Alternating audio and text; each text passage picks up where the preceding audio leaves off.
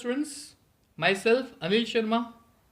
I welcome you back to my YouTube channel. तो student आज का जो हमारा टॉपिक है वो होगा magnetic properties in a solid state. Before I move on to that topic, I hope that आपने मेरे पहले के सारे वीडियो लेक्चर्स देख लिए.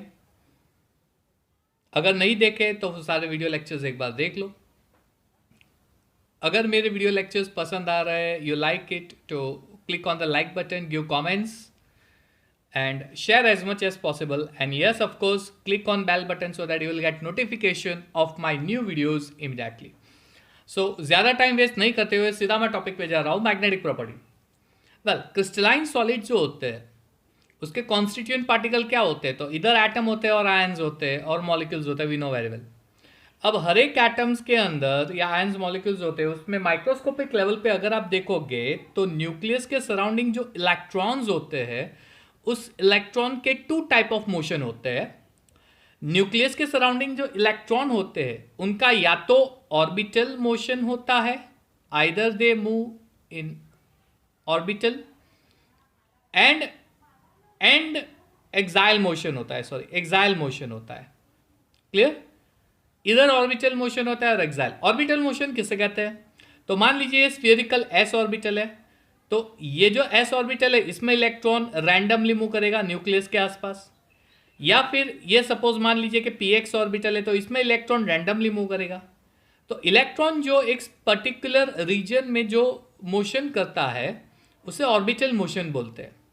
उसके अलावा इलेक्ट्रॉन का एक और मोशन है, एक्साइल मोशन, और एक्साइल मोशन में अपनी ही पोजीशन पे गोल गोल घूमता रहता है. राइट नाउ इलेक्ट्रॉन अपनी ही पोजीशन पे जब गोल गोल घूमेगा, क्लियर, तो वो जो मोशन होगा वो एक्साइल मोशन होगा. Now electron is a negatively charge particle, it has a two type of motion. Physics का एक बहुत ही सिंपल फंडा है, अगर कोई चार्ज पार्टिकल मोशन कर रहा होता है तो उसके सराउंडिंग मैग्नेटिक फील्ड जनरेट होता है. यहां तो electron two type of motion कर रहा है, एक कर रहा है ऑर्बिटल मोशन और एक कर रहा है एक्साइल, अपनी ही जगह पे गोल गोल घूमना.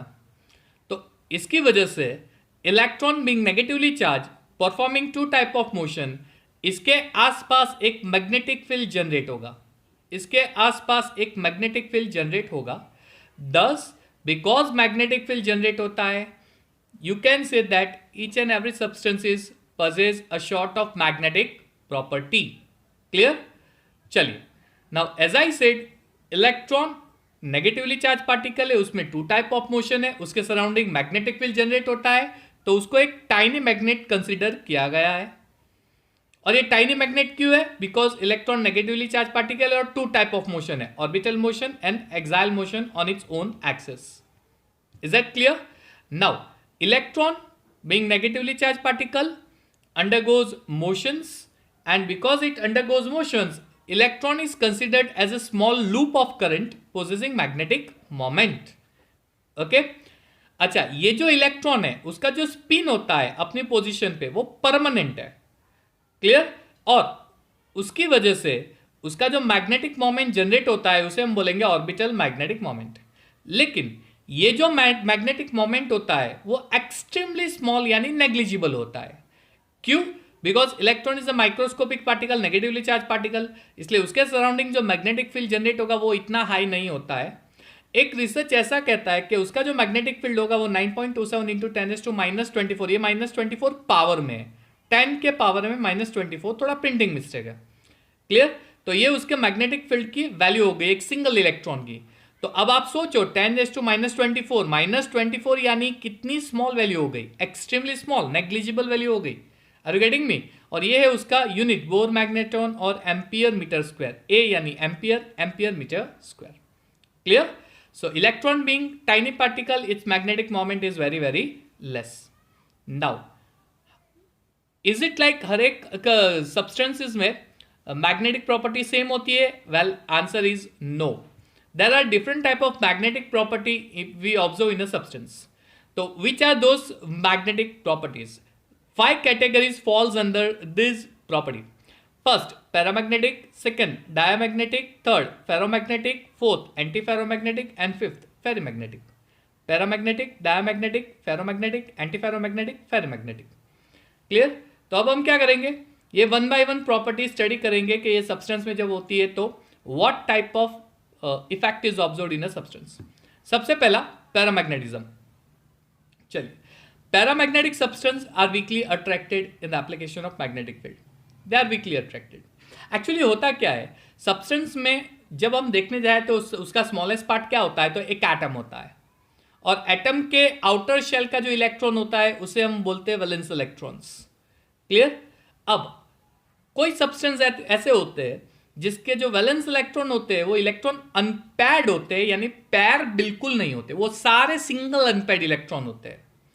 एंड सेकंड थिंग, सपोज ये एक क्रिस्टल है सॉलिड, इसमें इतने सारे एटम है, तो हर एक एटम का जो वैलेंस इलेक्ट्रॉन होगा वो इलेक्ट्रॉन अनपेयर्ड होगा, और इस अनपेयर्ड इलेक्ट्रॉन की जो डायरेक्शन होती है वो सेम नहीं होती, डायरेक्शन सेम नहीं होगी। मान लीजिए एक अनपेयर्ड इलेक्ट्रॉन का मोशन हो रहा है अपवर्ड डायरेक्शन, तो दूसरा एंटी क्लॉकवाइज होगा, ऑपोजिट डायरेक्शन में होगा लेफ्ट डायरेक्शन, यानी हर एक अनपेयर्ड इलेक्ट्रॉन का डायरेक्शन डिफरेंट होता है। अब जब मैं उसको मैग्नेटिक फील्ड में प्लेस करूंगा, सपोज ये एक मैग्नेट है नॉर्थ पोल साउथ पोल, ये दूसरा मैग्नेट एक है, और उसके बीच में मैं अपना क्रिस्टल सिस्टम प्लेस कर देता हूं, तो होगा क्या, तो जब मैं एक मैग्नेटिक फील्ड प्लेस करूंगा नॉर्थ पोल साउथ पोल और मैग्नेटिक फील्ड, तो in the presence of that magnetic field सारे एटम के वैलेंस इलेक्ट्रॉन की डायरेक्शन सेम हो जाएगी, वो सेम डायरेक्शन में फ्लो होने लगेंगे, सारे एटम के वैलेंस इलेक्ट्रॉन की डायरेक्शन सेम हो जाती है। तो बिकॉज अनपेयर्ड इलेक्ट्रॉन होते हैं उसकी डायरेक्शन सेम हो जाएगी, वो पूरा सब्सटेंस मैग्नेटाइज्ड हो जाएगा। मैग्नेटाइज का मतलब वो एक मैग्नेट की बिहेवियर अचीव कर लेगा, magnet, it becomes like a magnet, एक मैग्नेट बन जाएगा। लेकिन मैग्नेटिक फील्ड में, यानी हमारे दिमाग में एक क्वेश्चन आता है कि मैग्नेटिक फील्ड में मैग्नेट बन गया तो हर वक्त कहां मैग्नेटिक फील्ड प्लेस करेंगे।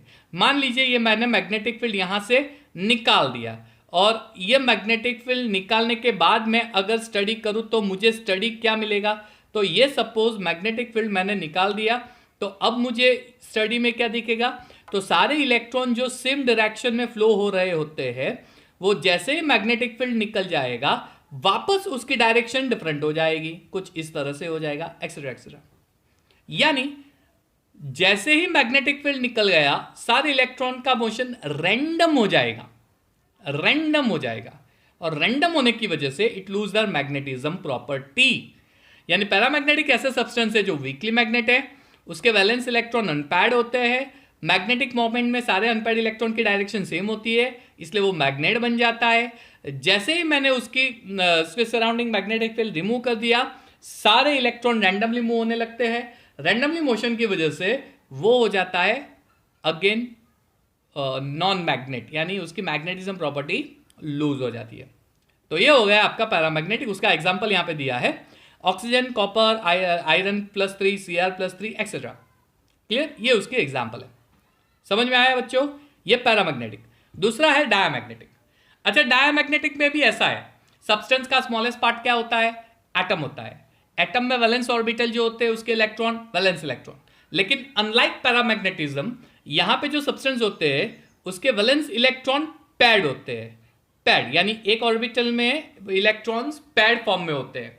अब आप ये सोचिए पैड फॉर्म में है तो इसका बहुत ही सिंपल मीनिंग है कि ये इलेक्ट्रॉन है इसकी डायरेक्शन क्लॉकवाइज है, और ये इलेक्ट्रॉन है इसकी डायरेक्शन एंटी क्लॉकवाइज है, ऑपोजिट है। तो अब इसके सराउंडिंग जो मैग्नेटिक फील्ड जनरेट होगा और इसके सराउंडिंग जो मैग्नेटिक फील्ड जनरेट होगा उसकी डायरेक्शन ऑपोजिट हो जाएगी। सपोज ये जनरेट हुआ क्लॉकवाइज डायरेक्शन में तो उसकी मैग्नेटिक फील्ड जो जनरेट होगी वो एंटी क्लॉकवाइज डायरेक्शन में हो जाएगी। इसका मतलब जब इलेक्ट्रॉन पैड होते हैं तो पैड इलेक्ट्रॉन में मैग्नेटिक मोमेंट जीरो हो जाता है। जीरो होने का रीजन ये है, पैड इलेक्ट्रॉन में मैग्नेटिक फील्ड जो होती है वो मैग्नेटिक फील्ड की डायरेक्शन ऑपोजिट हो जाती है। ऑपोजिट डायरेक्शन की वजह से they lose their magnetic characteristics because opposite magnetic field cancels each other.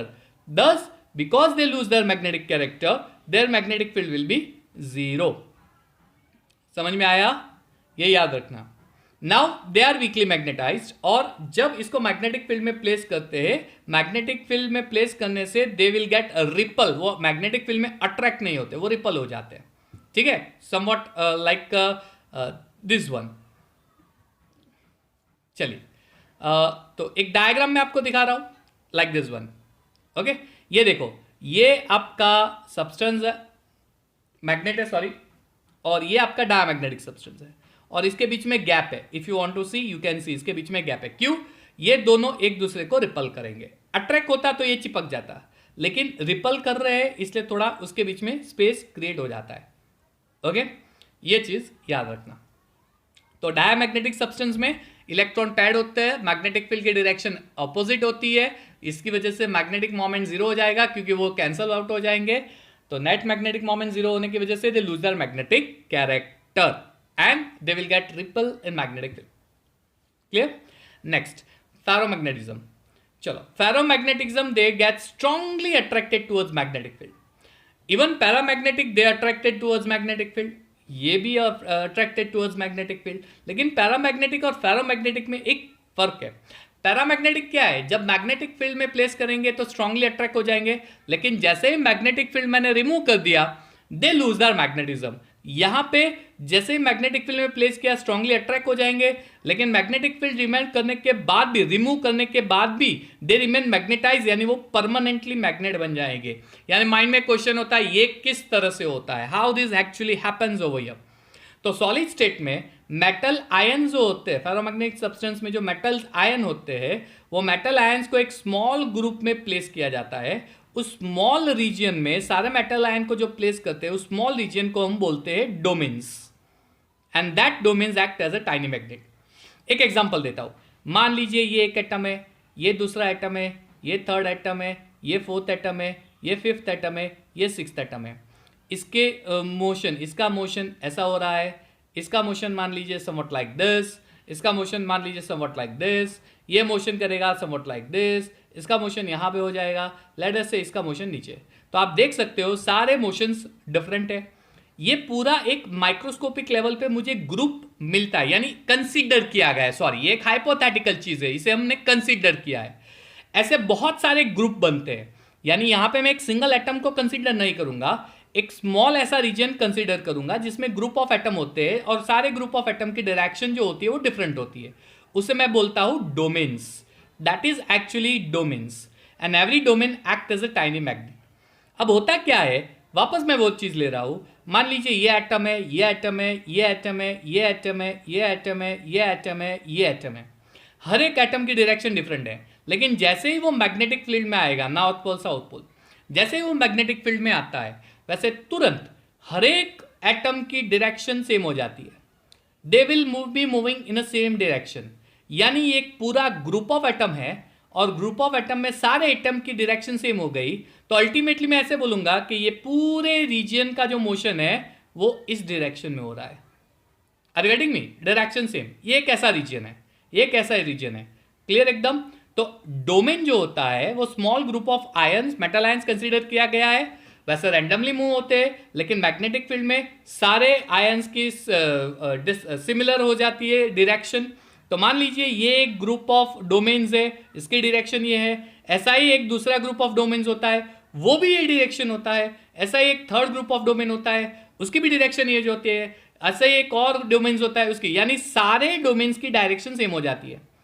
अब इसके सराउंडिंग मैग्नेटिक फील्ड, इसके सराउंडिंग मैग्नेटिक फील्ड, इसके सराउंडिंग मैग्नेटिक फील्ड, इसके surrounding magnetic field, you can imagine ये मैग्नेटिक फील्ड कितना पावरफुल हो जाएगा, कितना पावरफुल। ये देखो ये मैग्नेटिक फील्ड कितना स्ट्रॉन्ग, क्योंकि ये ऐड हो जाएगा, सारे मैग्नेटिक फील्ड ऐड हो जाते हैं।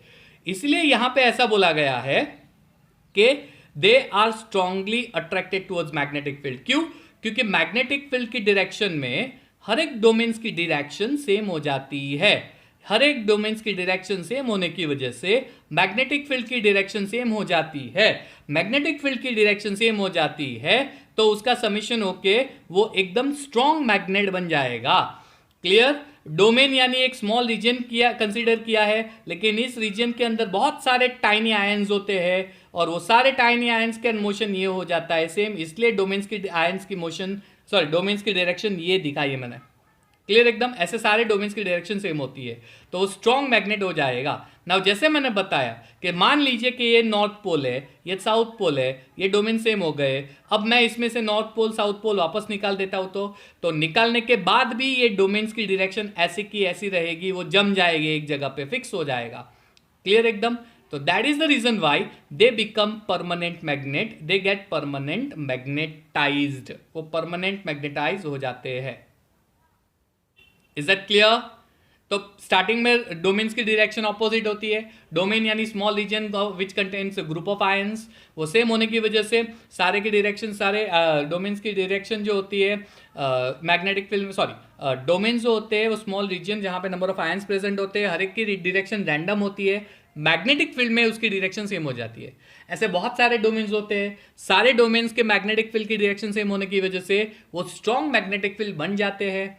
वो स्ट्रॉन्ग मैग्नेटिक फील्ड बन जाते हैं यानी it will become a magnet, वो एक मैग्नेट जैसा बिहेवियर पोजेस करेगा। जैसे ही मैंने उसके सराउंडिंग मैग्नेट निकाल दिया, वो अपना डोमेन जो होता है वो अपनी कैरेक्टरिस्टिक्स लूज नहीं करता है, वो वैसे की वैसी ही रहेगी, यानी वो परमानेंट मैग्नेट बन जाएगा। फॉर एग्जाम्पल आयरन, कोबाल्ट, निकल एक्सेट्रा। क्लियर? कुछ ये इस तरह से सेटअप मैंने आपको दिखाया है। क्लियर? ये आयरन पिन है, वो फिलहाल मैग्नेट नहीं है, लेकिन जैसे ही आयरन पिन को मैं मैग्नेट में डाल दूंगा ये मैग्नेट बन जाएंगे, आयरन पिन मैग्नेट बन जाएंगे। किस तरह से? तो अभी मैंने दिखाया वो पूरी मेथड की तरह से। क्लियर? चलिए, लेकिन एक और केस है एंटी फेरोमैग्नेटिज्म। इसमें भी वैसा ही है। ये एक डोमेन है, इसमें ग्रुप ऑफ आयंस, ये एक डोमेन है, इसमें ग्रुप ऑफ आयंस, ये एक डोमेन है, इसमें ग्रुप ऑफ आयंस, ये एक डोमेन है, इसमें ग्रुप ऑफ आयंस। अब ये ग्रुप ऑफ आयंस जो होते हैं उसका मोशन क्लॉकवाइज है, मान लीजिए इसका भी मोशन क्लॉकवाइज होता है, लेकिन हर एक डोमेन्स का मोशन सेम नहीं होता है। उसके बाद के जो डोमेन्स होते हैं उसका जो मोशन होता है वो अपोजिट हो जाएगा, यानी इसका मैग्नेटिक फील्ड और इसका मैग्नेटिक फील्ड अपोजिट हो गया। Now you can see that it is clockwise, it is anti clockwise. Domains होते हैं उसका मैग्नेटिक मोमेंट सेम होता है, लेकिन सेम होने के बावजूद जीरो हो जाएगा क्योंकि ऑपोजिट हो गए। ये मैग्नेटिक फील्ड क्लॉकवाइज है, ये सपोज मान लीजिए, एक जस्ट एग्जांपल दे रहा हूं कि मान लीजिए कि जो पहले दो डोमेन है, इस डोमेन का मैग्नेटिक मोमेंट लेट अस से कि 9.24 इंटू 10⁻⁻2 है, तो ये भी 9.24 इंटू 10⁻⁻2 ही होता है, लेकिन अगर ये प्लस है तो ये माइनस, तो ये दोनों डोमेन की वैल्यू माइनस, ये दोनों डोमेन की वैल्यू प्लस, तो अल्टीमेटली इसका आंसर क्या हो जाएगा? 0। ये जस्ट एक शॉर्ट एग्जाम्पल, यानी ऐसा यही वैल्यू है ऐसा नहीं बोल रहा हूं, जस्ट एग्जाम्पल देके आपको बताया मैंने। क्लियर? इसका मतलब सारे डोमेन्स की डायरेक्शन सेम होती है तो फेरोमैग्नेटिक परमानेंट मैग्नेट बन जाता है, लेकिन सारे डोमेन्स की डायरेक्शन देखने जाओ तो इक्वल एंड ऑपोजिट हो गए तो उसकी नेट मैग्नेटिक वैल्यू 0 हो जाएगी, यानी वो मैग्नेट नहीं रहेगा। वो मैग्नेट नहीं रहेगा तो ऐसे सब्सटेंस को हम एंटी फेरोमैग्नेटिज्म बोलते हैं। अगर domains equal and opposite oriented होते हैं तो cancels out each other and magnetic moment 0। Clear? Anti ferromagnetism. तो फेरोमैग्नेटिज्म में डोमेन्स की डायरेक्शन सारे सेम होती है, इसलिए स्ट्रॉन्ग मैग्नेट। इसमें मैग्नेटिक कैरेक्टर लूज हो जाता है क्योंकि डोमेन्स ऑपोजिटली अरेंज होते हैं। इज दैट क्लियर बच्चों? तो ये हो गया ferromagnetism. Clear? And the last one is your ferromagnetism. इसमें भी ऐसा ही है, ये पहला डोमेन, ये सेकंड डोमेन, ये थर्ड डोमेन, ये फोर्थ डोमेन, ये 5 डोमेन, ये 6। अब मान लीजिए पहला दो डोमेन है वो क्लॉकवाइज है, बाकी के 3 डोमेन है वो एंटी क्लॉकवाइज है, 4 डोमेन, सॉरी। क्लियर? तो अब क्या होगा? तो now you can say that ये जो 2 डोमेन है, ये 2 डोमेन क्लॉकवाइज और ये एंटी क्लॉकवाइज, इसलिए इसका नेट मैग्नेटिक मोमेंट एक दूसरे को कैंसिल कर देंगे। लेकिन जो लास्ट 2 है वो दोनों एंटी क्लॉकवाइज है, इसका मतलब इसका नेट मैग्नेटिक मोमेंट कैंसिल नहीं होगा, वो एडिशन हो जाएगा। That means this substance also behaves like a magnet, but ये स्ट्रॉन्ग मैग्नेट नहीं होगा, इसका मैग्नेटिक कैरेक्टर स्ट्रॉन्ग नहीं होगा। क्यों? सारे डोमेन्स में से कुछ डोमेन्स का मैग्नेटिक मोमेंट कैंसिल हो जाता है, बाकी के डोमेन्स का मैग्नेटिक मोमेंट ऐड करने से मैग्नीट्यूड इतना स्ट्रॉन्ग नहीं मिलता, इसलिए ये मैग्नेट तो होते हैं लेकिन वीकली मैग्नेट होते हैं। It's not like ferromagnetic property. Is it clear? तो फेरोमैग्नेटिक एंड फेरी में ये डिफरेंस है। फेरो में सारे डोमेन सेम डायरेक्शन में होते हैं इसलिए स्ट्रॉन्ग मैग्नेटिक प्रॉपर्टी अचीव करते हैं।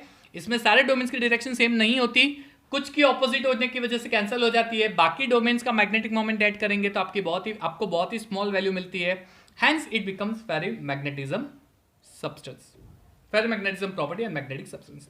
एक नीट लेवल से क्वेश्चन आया था, मान लीजिए इसको मैं हिट कर देता हूं, सॉरी फेरोमैग्नेटिक सब्सटेंस को मैं हिट करता हूं, तो हीटिंग करने के बाद ये पैरामैग्नेटिक बन जाएगा। ऐसा क्यों होता है? तो मान लीजिए कि ये एक डोमेन है, ठीक है। इस डोमेन में ये ग्रुप ऑफ आयंस है। जैसे ही मैं इसको हिटिंग करूंगा ये अपना डोमेन का कैरेक्टर लूज कर देगा, यानी इसमें से ये पूरा डोमेन कैरेक्टरिस्टिक्स चला जाएगा पूरा।